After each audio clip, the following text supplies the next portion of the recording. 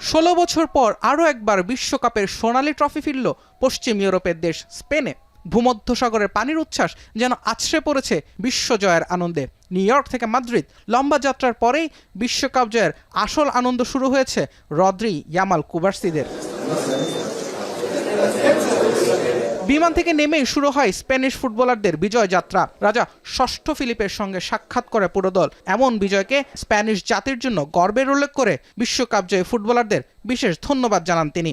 Ha sido un privilegio y un disfrute para nosotros, para los cuatro, veros jugar la final y poder celebrar con vosotros ese momento de alzar la copa y de daros la bienvenida a casa con unas inmensas gracias de toda España.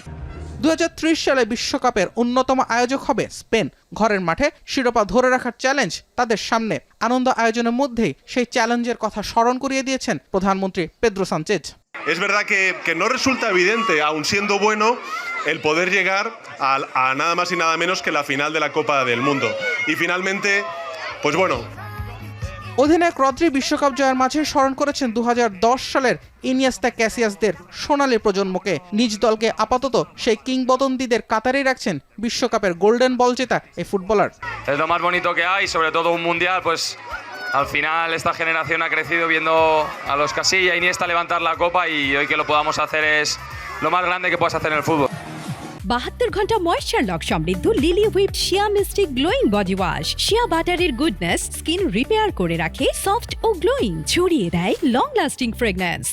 স্পেনের রাজার সঙ্গে আনুষ্ঠানিক সাক্ষাতের পরেই শুরু হয় trophy parade. মাদ্রিদের আকাশ তখন দলীয় রং লালে রঙিন। দুই পাশে লাখ লাখ জনতাকে সাক্ষী রেখে স্পেনের ফুটবলাররা ছাদ খোলা বাসে ছুটলেন মাদ্রিদের পথে পথে। শতাব্দীর প্রাচীনতম শহর আরও একবার সাক্ষী হলো এক ঐতিহাসিক রাতের।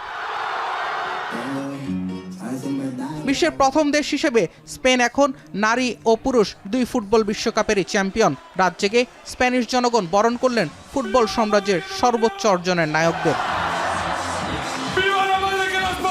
দিন কয়েক পরেই খেলোয়াড়রা ফিরবেন নিজ নিজ ক্লাবে। অনেকের সামনেই অপেক্ষা করছে দল বদলের ব্যস্ততা। তবে আপাতত সেসব বাদ দিয়ে বিশ্বজয়ের আনন্দ উদযাপনের দিকেই বিশেষ মনোযোগ লা রোহাদের। জুবায়ের আহমেদ, এখন। Y no sé qué decir más.